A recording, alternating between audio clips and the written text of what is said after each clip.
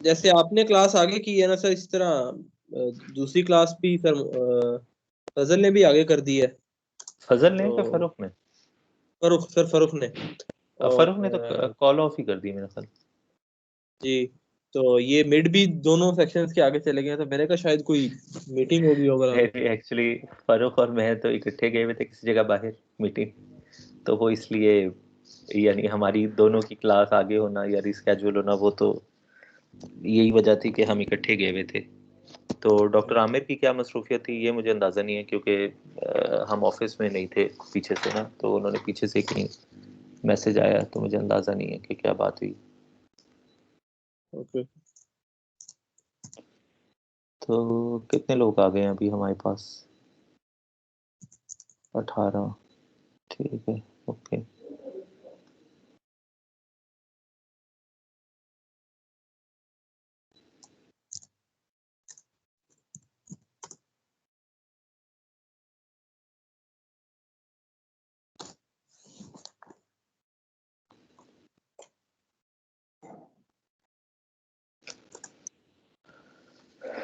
अच्छा जनाब, आज हम आखिरी जो टॉपिक है उसको शुरू करेंगे, और ये है जनाब बाउंड्री कंडीशंस।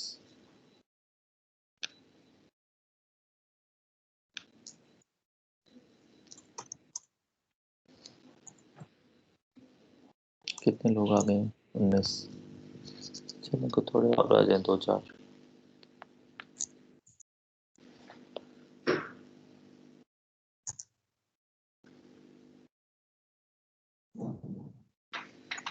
किस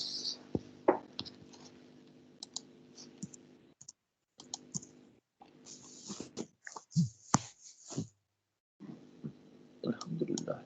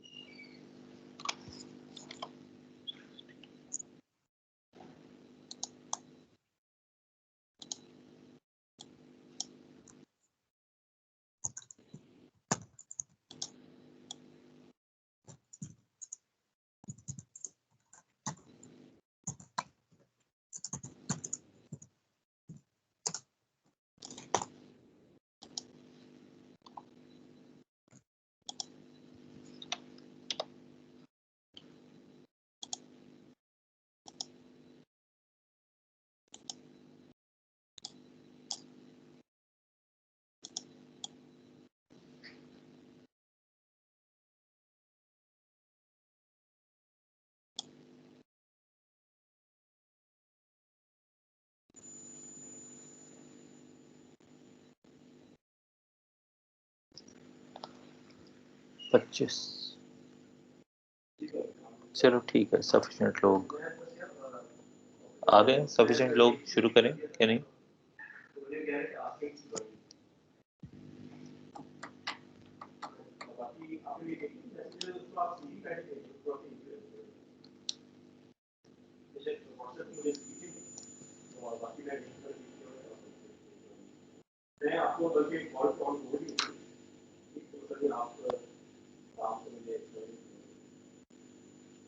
जी प्यारे बच्चों,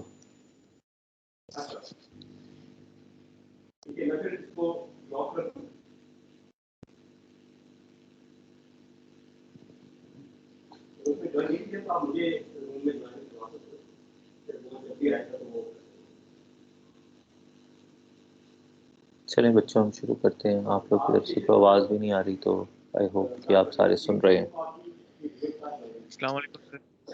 वालेकुम अस्सलाम जी वरहमतुल्लाह। सर, कैसे बेटा? आवाज़ आ ठीक? रही है क्या आपकी? जी जी, अच्छा। आ रही है सर। चलो ठीक है बेटा। अच्छा, आज हमने जो टॉपिक करना है उसका नाम है बाउंड्री कंडीशंस। और बाउंड्री कंडीशन का मतलब क्या है, या ये क्यों पढ़ना ज़रूरी है? ये पढ़ना इस वजह से ज़रूरी है कि say for example we have a wall over here, and we have mobile phone tower, ठीक है, जिससे कोई सिग्नल्स आ रहे हैं। अब ये आपको पता है कि जो ये सिग्नल्स हैं ये इलेक्ट्रोमैग्नेटिक वेव है, ठीक है। तो इलेक्ट्रोमैग्नेटिक का मतलब ये है कि इसमें ई फील्ड भी है और इसमें एच फील्ड भी है, ठीक हो गया। और यहाँ पे एयर है आपके पास, ठीक है, इस साइड पे। जब ये सिग्नल यहाँ पे ट्रैवल कर रहा है तो अभी हम खाली ई फील्ड से कंसर्न है, क्योंकि अभी यहाँ तक हमने ई फील्ड पढ़ा है, ठीक है। इसमें एक इम्पॉर्टेंट बात यह है कि जो एयर है उसकी परमिटिविटी कुछ और है, और ये जो वॉल है इसकी परमिटिविटी कुछ और है। तो हम ये देखना चाहते हैं कि अगर हमारी इलेक्ट्रिक फील्ड यहाँ पे स्ट्राइक करती है, ठीक है, कमिंग फ्रॉम दिस डायरेक्शन, तो इसका क्या हाल होता है। क्या ये रिफ्लेक्ट बैक करेगी, ठीक है, या ये ट्रांसमिट करेगी। मतलब ये इंसिडेंट है, ये रिफ्लेक्टेड है और ये ट्रांसमिटेड है, ठीक है। तो अब हम ये देखना चाहते हैं। सर ये आप कहीं पे शो नहीं हो रही, स्लाइड शो नहीं हो रही, वो MS Teams शो हो रहे हैं जहाँ पे सारे। अच्छा अच्छा अच्छा, sorry sorry sorry sorry sorry, let me do it again.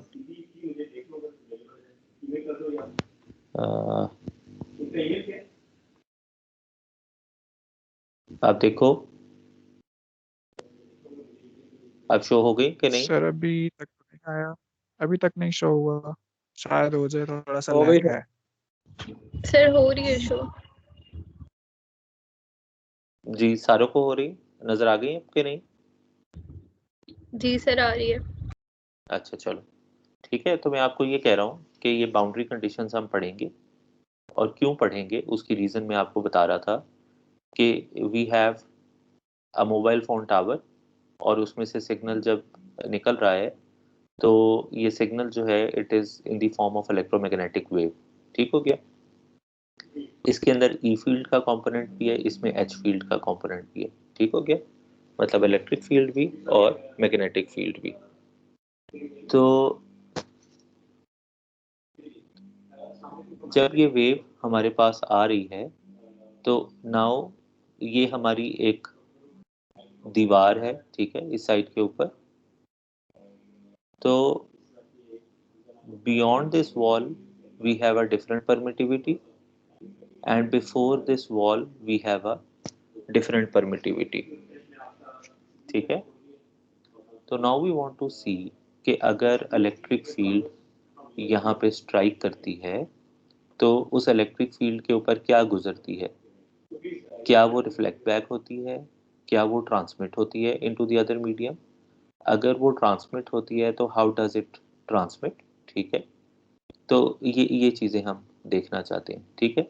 और ये स्टडी बाउंड्री कंडीशंस की इस वजह से इम्पॉर्टेंट है क्योंकि जो इलेक्ट्रोमैग्नेटिक वेव है specially when it's comes to transmission, तो हमें ये बात पता है कि आर वेव गेट्स यानी उसके रास्ते में काफ़ी सारे ऑब्स्टिकल्स आते हैं। There can be buildings, there can be electrical poles, there can be ground, जो कि ग्राउंड का मतलब अर्थ, ठीक है।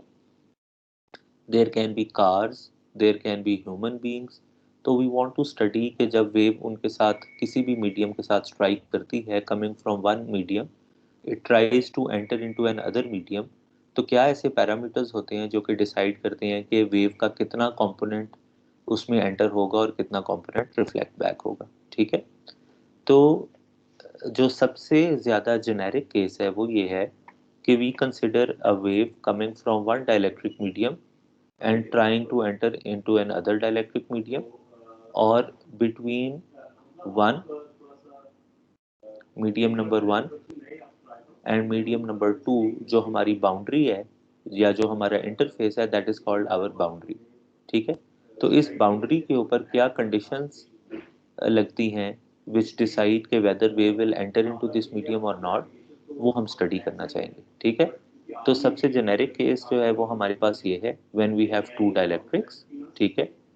उसके बाद हमारे पास एक स्पेशल केस है when we have a conductor and a dielectric, and then we have another case जो कि सॉर्ट ऑफ इसी का फर्दर फॉर्म है when we have a conductor and we have free space, ठीक है। तो हम इसको स्टडी करेंगे। तो this one is the most important one.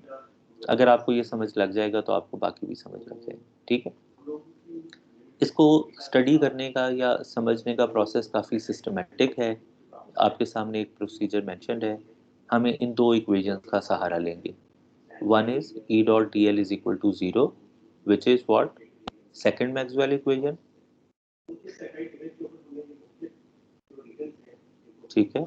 And D dot D S is equal to charge enclosed, which is Gauss's law. और यहाँ से हमारे पास फर्स्ट मैक्सवेल इक्वेशन भी आती है, ठीक है। फर्स्ट मैक्सवेल या गॉसेस लॉ और सेकंड मैक्सवेल इक्वेशन, तो इन दोनों का हम सहारा लेंगे, ठीक है।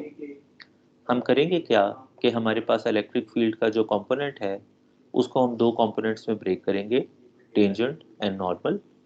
और इसी तरह हम फ्लक्स डेंसिटी को भी टेंजेंट और नॉर्मल, ठीक है।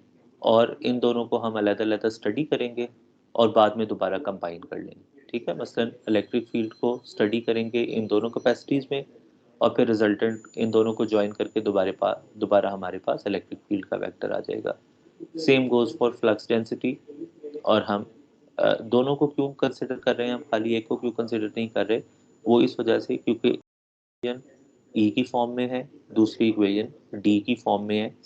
तो that's why we want to analyse both, ठीक है। और देखेंगे कि हम किस सिचुएशन में कौन सी इक्वेशन को अप्लाई करेंगे, ठीक है।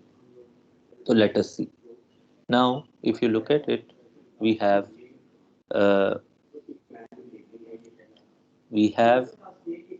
two mediums, medium number 1 and medium number 2.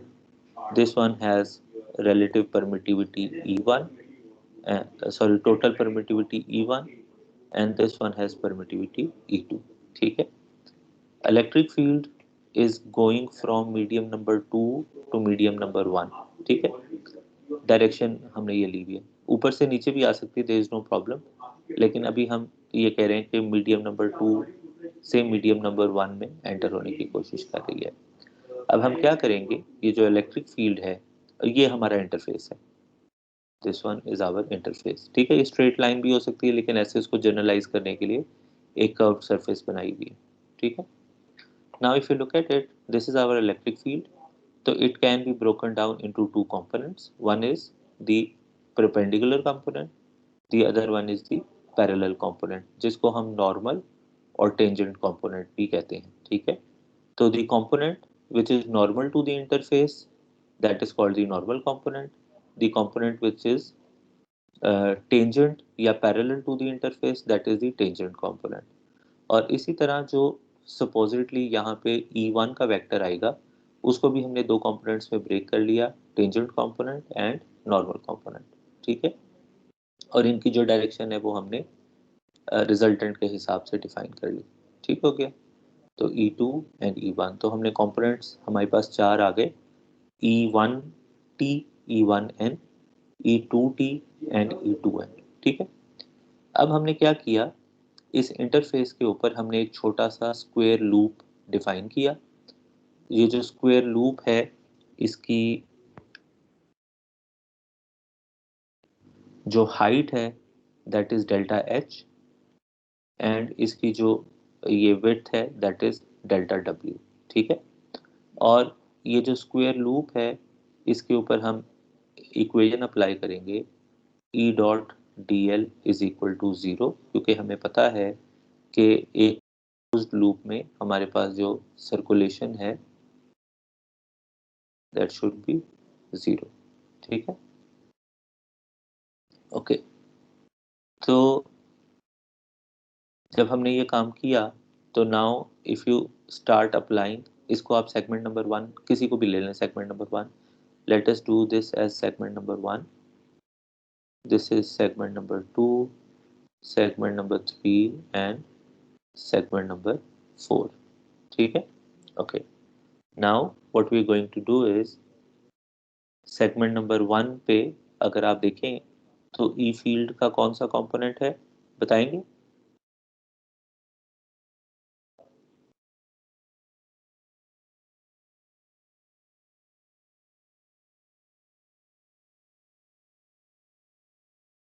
ये जो सेगमेंट नंबर 2 है ये दो पार्ट्स में ब्रेक हुआ है, एक ये वाला पार्ट और एक ये वाला पार्ट, ठीक है।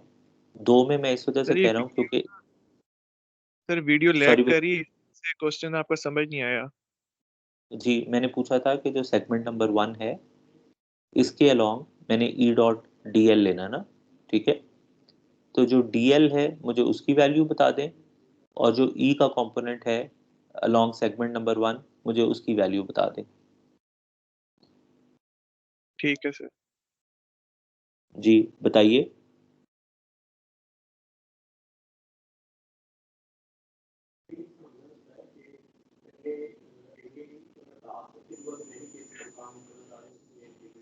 सर पहले तो हम ई की वैल्यू फाइंड करेंगे सर, डीएल तो वैसे ही रहेगा ना उसके यानी के साथ।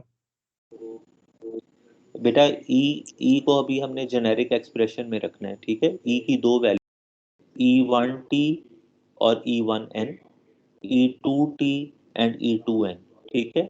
जो पिछली स्लाइड है उस पर मैंने आपको बताया कि हमने प्रोसीजर क्या फॉलो करना है। हमने ये फॉलो करना है कि हमने ई को दो कंपोनेंट्स में ब्रेक कर लेना है, ठीक है।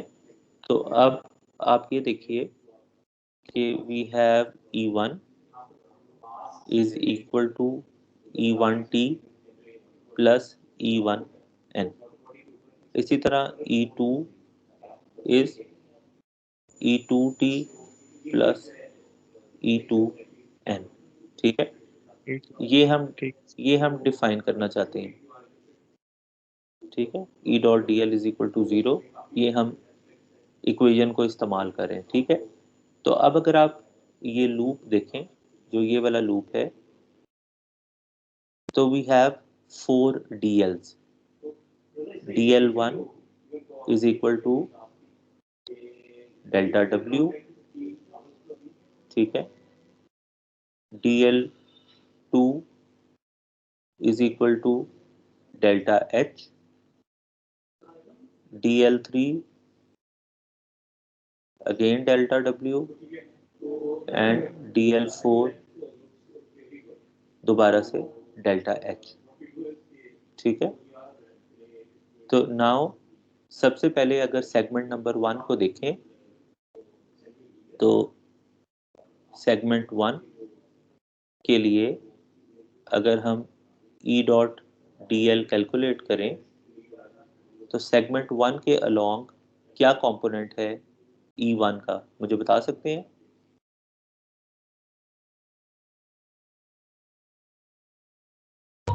सर E1T है tangent component. E1T multiplied by DL क्या है वहां पे? Delta W। ठीक है। सेगमेंट 2 के लिए बताएं। E1N delta H। E1N delta H, ठीक है। और उसके अलावा भी कुछ है या बस खाली यही है?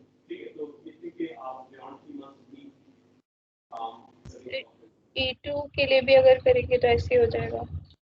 देखें, सर हाँ जी, E1 आपकी बात बिल्कुल यही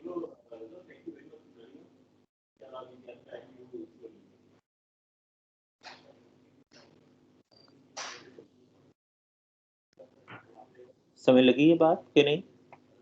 यस सर।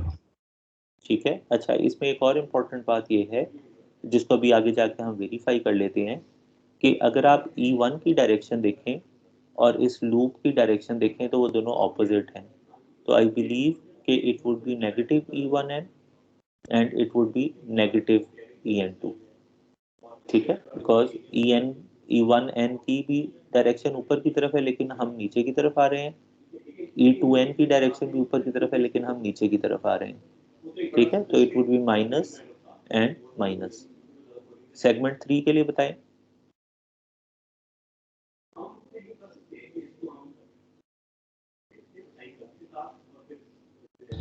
सर E2T और डेल्टा अगेन बेटा नेगेटिव साइन के साथ, जी ठीक है।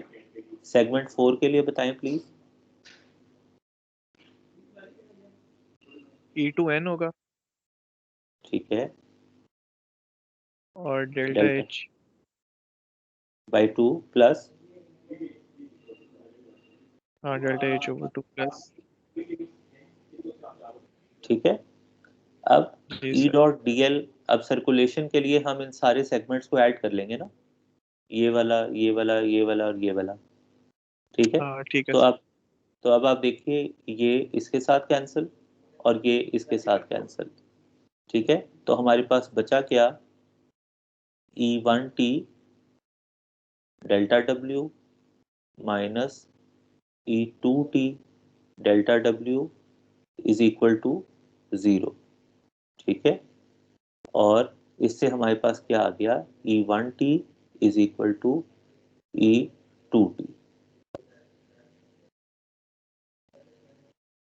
सर हमें लग मतलब गया सेगमेंट 4 कैंसिल हो जाएगा हमारे पास। जी, सेगमेंट 2 और 4 आपस में कैंसिल हो जाएंगे और सेगमेंट 1 और 3 ये आपस में इस इक्वेशन के तहत, ठीक है, इक्वल हो इज इक्वल टू 0 हो जाएंगे। तो डेल्टा W खत्म हो जाएगा क्योंकि वो कॉमन है और इक्वल टू 0 है। तो हमारे पास क्या आ जाएगा, E1T is equal to E2T। ठीक है सर इस रिलेशन का मतलब ये है कि इलेक्ट्रिक फील्ड का टेंजेंट कंपोनेंट दोनों मीडियम्स में कॉन्टिन्यूअस है। कॉन्टिन्यूअस का मतलब ये है कि जितनी, अगर ग्राफिकली देखें तो जितनी इस वेक्टर की लेंथ होगी उतनी ही इस वेक्टर की लेंथ होगी, ठीक है। ये वाला कंपोनेंट जो टेंजेंट कंपोनेंट है वो दो मीडियम्स में सेम रहेगा, उसमें कोई चेंज नहीं आएगी इलेक्ट्रिक फील्ड कंपोनेंट के हवाले से, ठीक है। लेकिन अगर फ्लक्स डेंसिटी की बात करें, मतलब यहाँ से अगर मैं इधर आऊं तो E D is equal to epsilon E, तो D1T ओवर एप्सिलॉन 1 ये चीज is equal to D2T over epsilon 2, जिसका मतलब ये हुआ D1T is equal to epsilon 1 over epsilon 2 D2T। इसका मतलब ये है कि इलेक्ट्रिक फील्ड इंटेंसिटी का तो टेंजेंट कंपोनेंट कॉन्टिन्यूअस है, लेकिन जो फ्लक्स डेंसिटी है उसका टेंजेंट कंपोनेंट कॉन्टिन्यूअस नहीं है, जिसका मतलब ये हुआ कि इस मीडियम में इलेक्ट्रिक फील्ड, जो इलेक्ट्रिक फ्लक्स डेंसिटी है उसका कंपोनेंट स्केल डाउन हो जाएगा या स्केल अप हो जाएगा by ratio of this permittivity values, कि E1 में क्या परमिटिविटी है और E2 में क्या परमिटिविटी है, ठीक है। यहाँ तक बात फॉलो कर ली आप लोगों ने। सर ये प्लीज दोबारा बता दें। बेटा ये देखो, सर ये टेंजेंट जो जो है वो तो होगा, वो तो समझ आ गया, लेकिन ये वाली ये जो देख आपने लास्ट बात D is equal to epsilon E ना, तो E is equal to D over epsilon, ठीक है। तो इस चीज को, इस रिलेशन को जब मैंने यहाँ पे सब्स्टिट्यूट किया तो मेरे पास ये इक्वेशन आ गई, ठीक है। तो मैंने आपको पहले भी कहा था कि हम दो चीजों को देख रहे हैं, फील्ड इंटेंसिटी को और फ्लक्स डेंसिटी को। तो फील्ड इंटेंसिटी कॉन्टिन्यूअस है एज पर दिस इक्वेशन, लेकिन फ्लक्स डेंसिटी कॉन्टिन्यूअस नहीं है, ठीक है। फ्लक्स डेंसिटी एक कंपोनेंट दूसरे कंपोनेंट से वेरी कर रहा है, एग्जैक्टली इक्वल नहीं है। कितना वेरी कर रहा है, जितना इस रेशो में हमें नजर आ रहा है, ठीक है। आगे जाके और क्लियर हो जाएगा, ठीक है सर। ठीक है, ओके। अब मैं इसको, यही सारी चीज लिखी हुई है जो अभी हमने की है, ठीक है। तो आप इस स्टेटमेंट को आप पढ़ लीजिए। वो कह रहा है कि E.T. undergoes no change on the boundary and it is said to be continuous across the boundary, लेकिन जो D.T. है undergoes some change across the interface, hence D.T. is said to be discontinuous across the interface. ठीक है, ये अभी आगे जाके मजीद elaborate हो जाएगा। ओके, अब हम आगे दूसरी, अब हमने खाली अभी तक देखें कि हमने टेंजेंट कंपोनेंट को एनालाइज किया। ठीक है, अब हम नॉर्मल कंपोनेंट को एनालाइज करते हैं। नॉर्मल कंपोनेंट को एनालाइज करने के लिए हम इस इक्वेशन का सहारा लेंगे। ठीक है, और इस इक्वेशन का सहारा लेने के लिए हम थोड़ी देर के लिए ये अज्यूम करते हैं कि हमारे पास इस पॉइंट के ऊपर, इंटरफेस के ऊपर कोई सरफेस चार्ज मौजूद है। ठीक है, थोड़ी देर के लिए अज्यूम करते हैं कि we have a surface charge rho S present at the interface. ठीक है, फिर हमने इस सरफेस चार्ज के अलोंग एक गाउसियन सरफेस बना ली। ठीक है, और हमने ये देखा कि कितना फ्लक्स है हमारे पास, नेट आउटवर्ड फ्लक्स को हमने ऑब्जर्व किया, विच इज दिस। ठीक है, तो now if you look at it, जो टोटल चार्ज है that is rho S delta S. ठीक है, और ऊपर की साइड पे अगर आप फ्लक्स देखें तो it would B this value.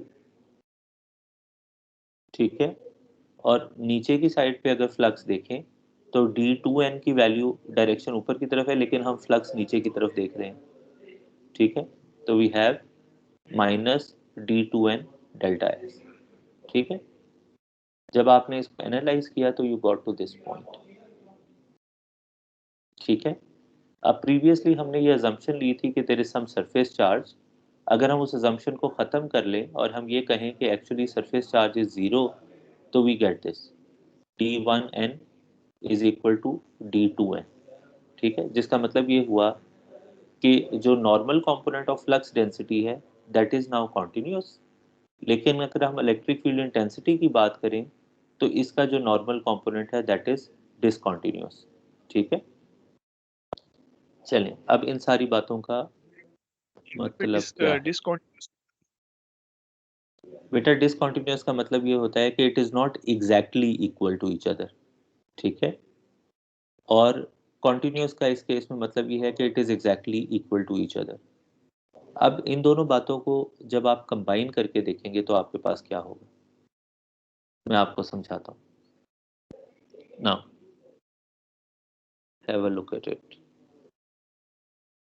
You have this boundary, ये चीज़ यहाँ पे बनी हुई है लेकिन मैं दोबारा आपके सामने ड्रॉ करता हूँ।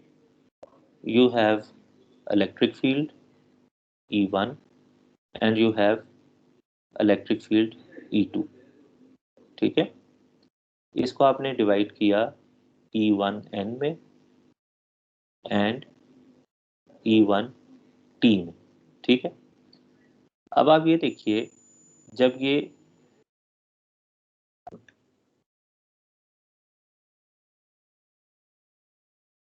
शायद दोबारा से बनाता हूँ, एक चीज थोड़ी मिस कर दी।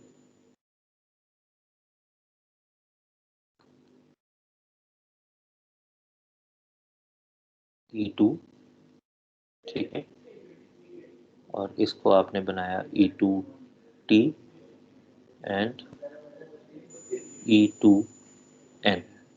ओके, ये मीडियम नंबर 2 पे हैं आप, परमिटिविटी 2 एंड परमिटिविटी 1।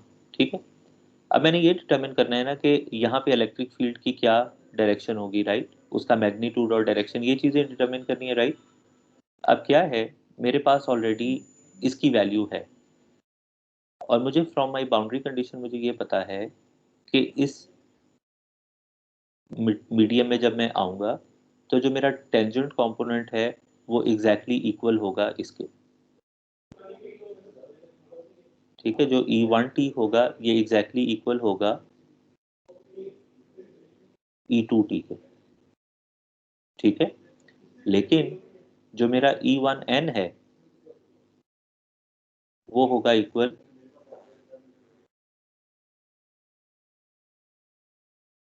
ठीक है, इसके इक्वल। अब जिसका मतलब ये हुआ कि डिपेंडिंग अपॉन कि ये वाली परमिटिविटी ज़्यादा है या ये वाली परमिटिविटी ज़्यादा है, मेरे E1n की वैल्यू या तो इससे ज़्यादा होगी, हम अज्यूम करते हैं कि इससे ज़्यादा है। ठीक है, अंदाजे से थोड़ी ज़्यादा ड्रॉ कर लेते हैं। ठीक है, अब आप देखिए जब आप इसका रिजल्टेंट ड्रॉ करेंगे तो वो कुछ इस डायरेक्शन में आएगा। अब अगर आप विजुअली देखें तो हमें ये नज़र आया कि जब इलेक्ट्रिक फील्ड का वेक्टर मीडियम 2 से मीडियम 1 में गया तो वो ये अगर नॉर्मल वेक्टर है तो हमें ये पता चला कि जब वो यहाँ पे गया तो it moved towards the normal.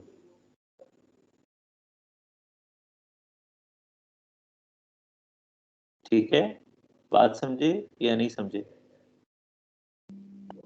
Okay ठीक है, लेकिन अगर परमिटिविटी अदर वे अराउंड होती तो ये वाला वेक्टर छोटा हो जाता, और उस केस में अगर ये वाला वेक्टर छोटा हो जाता तो फिर हमारे रिजल्टेंट की डायरेक्शन कुछ इस तरह से बनती। आपका कर्सर ही नहीं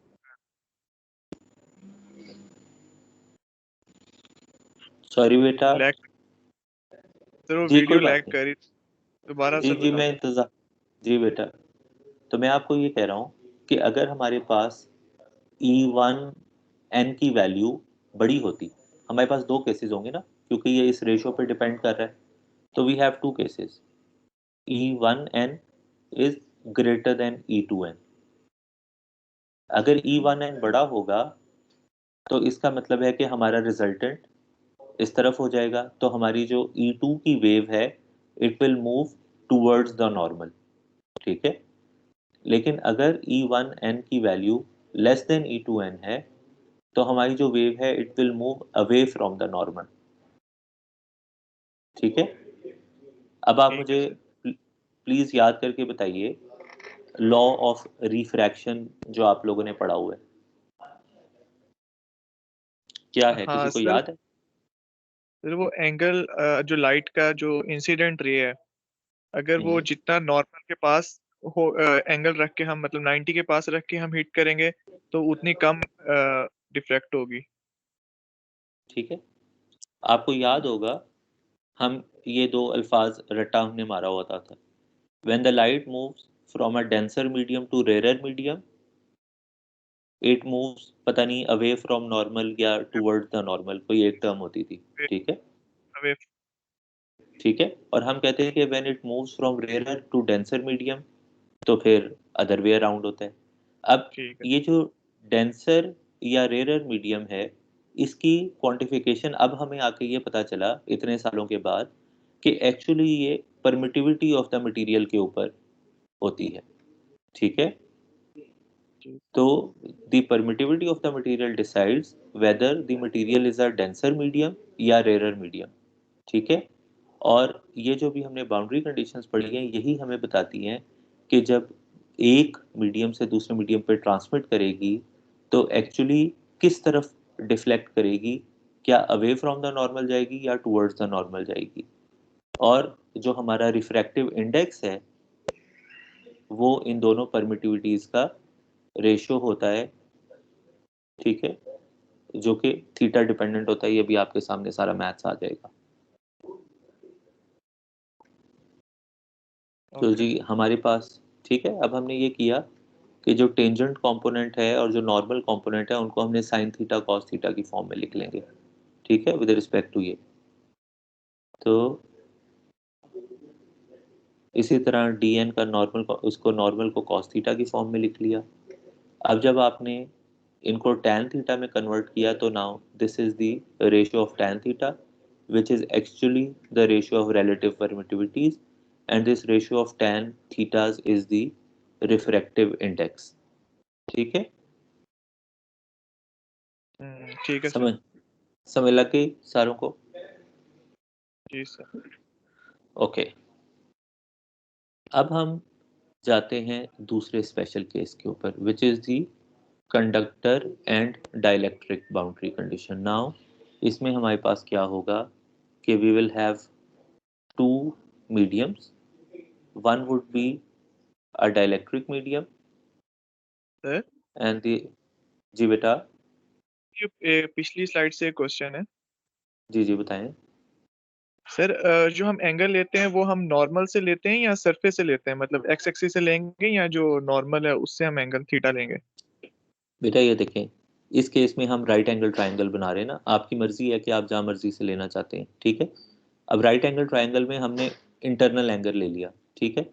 तो अब इत्तेफाक की बात है कि जो हमारा नॉर्मल कंपोनेंट है वो नॉर्मल सरफेस नॉर्मल को भी रिफ्लेक्ट कर रहा है, ठीक है। तो इसलिए जब हम एंगल थीटा लेंगे, थीटा 2 इस केस में, तो वो ऑलरेडी नॉर्मल से डिफाइंड है, ठीक है।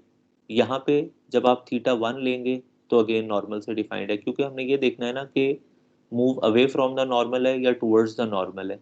तो हम इंटरफेस की ठीक बजाय अगर उसको नॉर्मल से लेंगे तो हमें ज़्यादा बेटर इंसाइट मिलेगी। ठीक है सर, वैसे एक्स एक्सिस से भी तो ले सकते हैं ना? ले सकते हैं, कोई कोई उसमें कबाहत नहीं है, कोई प्रॉब्लम नहीं है। लेकिन ठीक है। सिर्फ आप यूँ कह लें कि उस डेफिनेशन से, जो ट्रेडिशनल डेफिनेशन है, उसके साथ कोरिलेट करने के लिए हम नॉर्मल से ले लेते हैं, तो ज़्यादा बेहतरी है हमारे लिए। ठीक है सर। ठीक है, ओके। अब दूसरा केस, कंडक्टर एंड डाइलेक्ट्रिक, ठीक है। कंडक्टर में मज़े की बात यह है कि there is no electric field on the surface of the conductor, right? ऐसे ही है ना? हाँ या नहीं? जी सर, ऐसी है। ठीक है। तो स्ट्रेट अवे जो इंटरफेस है, जो ये वाला जो इंटरफेस के ऊपर कंपोनेंट है, ये तो बिल्कुल ज़ीरो हो जाएगा, ठीक है, क्योंकि ये कंडक्टर की बाउंड्री के साथ टच कर रहा है। तो अगर आप इसी तरह से एक लूप बनाएं तो you have only normal component, ये वाला जो टेंजेंट कंपोनेंट है ये वैसे ही ज़ीरो होगा, फिर इस इतने पार्ट पे नॉर्मल कंपोनेंट ज़ीरो, इतने पास पे एग्जिट कर रहा है, ये वाला टेंजेंट कंपोनेंट सेकंड पार्ट, और फिर ये वाला, ठीक है। तो अगेन ये वाला हिस्सा हम्म, ये इसके साथ कैंसिल हो गया, ये चीज़ वैसे ज़ीरो हो गई, ये चीज़ भी ज़ीरो हो गई, ये चीज़ भी ज़ीरो हो गई। तो we are left with only this one which is equal to 0, and it says ET is equal to 0 as well. So tangent component वैसे भी हमें नज़र आ रहा है कि टेंजेंट कंपोनेंट बिल्कुल बाउंड्री के ऊपर लाई कर रहा है, तो क्योंकि ये कंडक्टर की सरफेस बनती है तो this component can not exist, तो this will be equal to 0। Normal component को अगर देखिए तो अगर कोई भी जो नॉर्मल कंपोनेंट है ऑलरेडी हम देख चुके हैं कि if you have a surface और इसके ऊपर अगर कोई चार्ज मौजूद है विच इज़ रो एस, तो electric field is always dominant, जो डोमिनेंट कंपोनेंट एग्जिस्ट करता है इलेक्ट्रिक फील्ड का वो नॉर्मल डायरेक्शन में ही होता है, ये बात हमें ऑलरेडी पता है। और इस केस में जो फ्लक्स डेंसिटी है वो भी इसी डायरेक्शन में एग्जिस्ट करेगी, ठीक है। ये चीज़ ऑलरेडी हम गॉसेस लॉ से इन्फिनिट जो सरफेस है उसके लिए हम ऑलरेडी ये चीज़ पढ़ चुके हैं, ठीक है। और उसकी वैल्यू भी हमने देखी हुई है कि जो ई एन की वैल्यू है वो हमारे पास क्या होती है, रो एस ओवर समथिंग, मेरा ख्याल है एप्सिलॉन नॉट, ये होती है ना, ठीक है। तो D N is equal to rho S.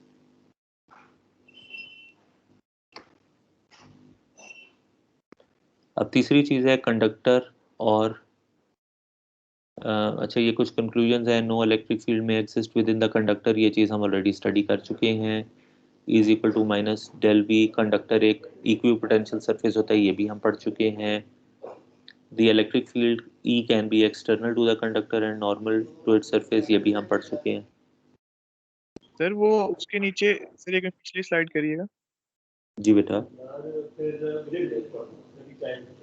Epsilon not क्यों लिखा है नीचे? E is equal to P S over epsilon. कहाँ पे बेटा कह रहे हैं मुझे? पिछली स्लाइड में, अभी इससे पहले जो पढ़ा रहे थे। ओ बेटा देखें, इफ़ यू रिमेंबर जब हमने गॉसेस लॉ पढ़ा था तो गॉसेस लॉ में आपको याद होगा हम लोगों ने पढ़ी थी electric field due to a line charge, ठीक है, जिसमें रो एल था, due to a surface charge जिसमें रो एस था, और due to a volumetric charge, right. If you remember हम लोगों ने ये सारी बातें पढ़ी थी।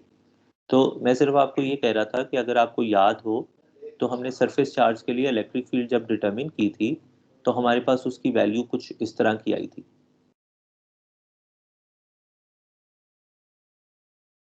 ठीक है सर। याद है या नहीं? यही थी ना जी वैल्यू उसकी? जी सर। ठीक है, तो अब हमें पता है कि D is equal to epsilon E। ठीक है ना?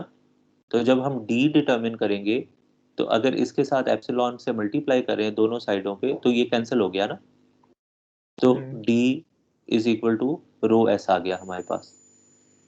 और क्योंकि इसकी डायरेक्शन नॉर्मल है तो मैं सिर्फ इस इक्वेशन की तरफ आपका इशारा लेके जा रहा था कि ये चीज़ ऑलरेडी हम पढ़ भी चुके हुए हैं, पहले से वेरीफाइड है ये बात कर रहा था। ठीक है सर। ठीक है, ठीक है। ओके। तो ये कुछ कंक्लूजन्स हैं। अब आप ये देखिए कि वो ये कह रहे हैं कि क्योंकि कंडक्टर के ऊपर कोई इलेक्ट्रिक फील्ड एग्जिस्ट नहीं कर सकती तो इसलिए हम क्या करते हैं कि एक कंडक्टर को इस्तेमाल कर सकते हैं हमारे सेंसिटिव ऑब्जेक्ट्स को शील्ड करने के लिए। से फॉर एग्जांपल आप लोगों ने ये लफ्ज़ सुना होगा और अक्सर साइंस फिक्शन मूवीज़ में देखा भी होगा, EMP इलेक्ट्रोमैग्नेटिक पल्स। ठीक है, जो कि हाई पावर की एक इलेक्ट्रोमैग्नेटिक पल्स होती है जो कि डिफरेंट डिवाइसेस को जला देती है क्योंकि उनके ऊपर काफ़ी हाई वैल्यू का स्टैटिक चार्ज डेवलप कर देती है। तो अब ये से फॉर एग्जांपल ये एक डिवाइस है जिसको आप सेव करना चाहते हैं, तो इसको सेव करने का क्या तरीका है कि इसकी आप इलेक्ट्रिकल शील्डिंग कर दें। ठीक है, तो यहाँ पे if you put a conductor on the side तो उससे क्या होगा कि इस नंबर वन इस कंडक्टर के ऊपर इलेक्ट्रिक फील्ड एग्जिस्ट नहीं कर सकती, क्योंकि वो एग्जिस्ट नहीं कर सकती तो वो इसमें से पास नहीं करेगी। ठीक है, अगर इसके ऊपर कोई चार्ज डेवलप भी होता है तो then continuity of current equation tells us कि वो फौरन से जो चार्ज है वो फ्लो करना शुरू कर देगा, और अगर आप उसको एक ग्राउंड पाथ दे दें तो इसके ऊपर जो भी चार्ज डेवलप होगा वो करंट की फॉर्म में ग्राउंड तक चला जाएगा। तो हमारा जो ये ऑब्जेक्ट है ये सेफ रहेगा, और ये वाला जो ऑब्जेक्ट है which is outside this shielding ये जो है इसको नुकसान पहुंचेगा। ठीक है, तो by virtue of this boundary condition इसको हमने जो है वो स्क्रीन कर लिया है। ठीक है,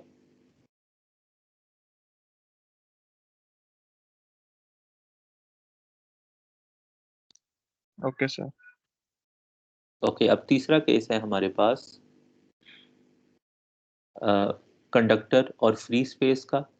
तो ये वही केस है जो कंडक्टर और डाइलेक्ट्रिक का है, सिर्फ फ़र्क ये है कि फ्री स्पेस में जो हमारी परमिटिविटी है वो एप्सिलॉन की बजाय एप्सिलॉन नॉट में कन्वर्ट हो जाती है। ठीक है, तो again dn is equal to rho S और et इज इक्वल टू 0, ये चीज़ हमारे लिए ऑलरेडी एग्जिस्ट करेगी। ठीक है, तो this is the only thing कि परमिटिविटी हमारी चेंज हो जाती है। तो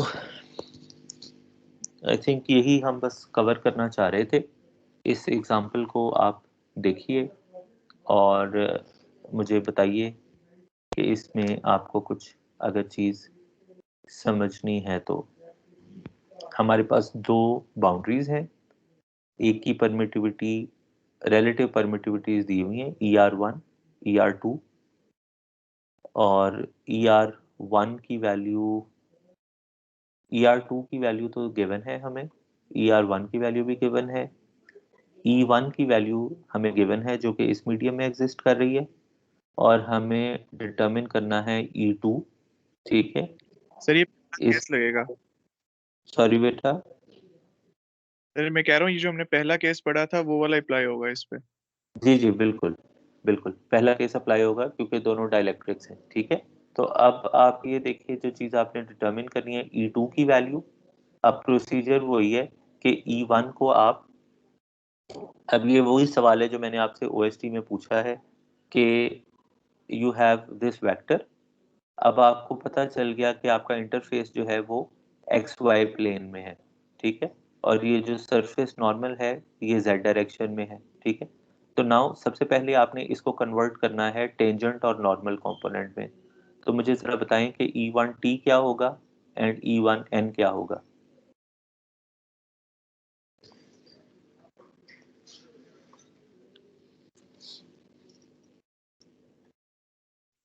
सर E1T हमारे पास 5 होगा। सबसे पहले नॉर्मल बता दें, नॉर्मल क्या होगा, उससे आपको आसानी हो जाएगी। सर 3 होगा नॉर्मल, नॉर्मल। ठीक है। 3AZ हमारे पास नॉर्मल कंपोनेंट है, जो बाकी बचा वो टेंजेंट कंपोनेंट है। जी सर। ठीक है। एक्स आप इस वजह से कंफ्यूज हो गए क्योंकि देखने में ये हॉरिजॉन्टल लाइन है, लेकिन एक्चुअली अगर आप देखें तो it would be an X Y plane. ठीक है। ठीक। जी सर। तो इसलिए एक्स वाई प्लेन में वी हैव बोथ कंपोनेंट्स। एक और इसका तरीकाकार ये होता है कि नॉर्मल कंपोनेंट अगर आपने करना है तो जो भी आपकी सरफेस है उसका जो नॉर्मल कंपोनेंट है उसके साथ बस ए एन के साथ आप इसको मल्टीप्लाई कर दें। अब इस सरफेस का जो नॉर्मल है वो that is along A Z, तो अगर आप ए जेड से मल्टीप्लाई कर देंगे तो यू वुड गेट 3AZ, बाकी दोनों जीरो हो जाएंगे। ठीक है, बिकॉज आप डॉट प्रोडक्ट ले रहे हैं ए जेड के साथ। तो this is your normal component and rest is your tangent component. अब जब आप बाउंड्री E2 आपने डिटरमिन करना है, इसका मतलब है you need to determine E2T and E2N। तो from boundary condition number 1, E2T is exactly equal to E1T। ठीक है, तो ये तो स्ट्रेट अवे एक लाइन में यहाँ पे आ गया। और E2N जो है उसके लिए आपके पास ये फॉर्मूला एग्जिस्ट कर रहा है, relative permittivity 1 divided by permittivity 2 और and E1N। E ji sir. ठीक है, तो जब आपने ये E2N हो गया और ये E2T हो गया, अब इन दोनों को दोबारा से कंबाइन कर लें तो आपके पास E2 आ गया। ठीक है, अब जी आपने सर। E1, अब आपने एंगल्स निकालने हैं θ1 एंड θ2। ठीक है, सर तो वो वो आप जो ER1 और ER2 को डिवाइड करके निकाल लेंगे। उस तरह से भी रेशियो। आप कर सकते हैं, उस तरह से कर सकते हैं। अदरवाइज आपके पास तरीकाकार ये है कि आपको पता है कि ये एक राइट एंगल ट्रायंगल बन रही है। ठीक है, तो यू ऑलरेडी नो कि E1T इज इक्वल टू ये जो है हाँ जी ये 1 है ना, तो E1T is equal to E1 cos theta. ठीक है, तो E1 की वैल्यू आपके पास है ऑलरेडी, ये भी पता है। थीटा निकालने के लिए आप cos इनवर्स ले सकते हैं। ठीक है, तो इस तरह से भी डिटरमिन कर सकते हैं। दोनों एंगल्स E1 के भी, θ1 भी और θ2 भी आपके पास आ जाएंगे। ठीक है, एनर्जी डेंसिटी डिटरमिन करनी। एनर्जी डेंसिटी का क्या फॉर्मूला याद है आपको कुछ? 1/2 एप्सिलॉन E स्क्वायर। ठीक है, ये एनर्जी डेंसिटी होती है आपके पास। और टोटल एनर्जी अगर आपने डिटरमिन करनी है तो वो क्या होगी? Energy density into dV integral is total energy. ठीक है, ये एनर्जी डेंसिटी है जो कि यहाँ से डिटरमिन हो रही है। इसको dV करेंगे अगर तो आपके पास टोटल एनर्जी आ जाएगी। ठीक है। ठीक है, ये सारा काम किया हुआ। तो tan थीटा से अगर आप निकालना चाहें वो भी ठीक है, cos थीटा से निकालना चाहे तो भी ठीक है। ये एनर्जी डेंसिटीज दोनों मीडियम्स की डिटरमिन की हुई हैं, यहाँ और यहाँ। और टोटल एनर्जी जब आप डिटरमिन करें अगेन, अब इसमें जो एनर्जी उन्होंने कही हुई है जिस रीजन में डिटरमिन करने की, वो है 3, 4 और -5। इसका मतलब है जिस क्यूब का उन्होंने कहा है वो -5 इस रीजन में लाई कर रहा है। ठीक है, डेंसिटी तो आपने दोनों की डिटरमिन की है, लेकिन जो टोटल एनर्जी है वो खाली उसने इस रीजन में एक क्यूब प्लेस किया है जिसकी डिटरमिन करने को कहा है। तो इसलिए जब आपने उसको इंटीग्रेट किया है तो खाली WE2 को किया है, which is energy density in the medium number 2। ठीक है, तो दिस इज ऑल। ये कुछ एग्जांपल्स हैं इसी तरह की, इनको आप देख लीजिएगा। इसको बेशक छोड़ दें, I do not know what is this. तो this is all from chapter number 5। If you have any questions तो प्लीज बता दीजिए। इफ एवरीथिंग इज ओके तो बिल्कुल ठीक है। सर वो मैंने ना फॉर्म क्रिएट किया था प्रॉब्लम्स जो थी ना मीट से रिलेटेड बच्चों की, सर वो जी मुझे बेटा। रिस्पांस वगैरह आए, तो सर वो मुझे आप ना अपना ईमेल शेयर करते, मैं आपके साथ वो रिस्पांस शेयर कर दूंगा आज। जी ठीक है बेटा, ठीक है, मैं थैंक आपके यू साथ सर। शेयर कर दूंगा। ओके बेटा, ठीक है थैंक यू जनाब, सर। अल्लाह हाफिज़, अस्सलाम वालेकुम। हाफिज। अल्लाह हाफिज़ सर।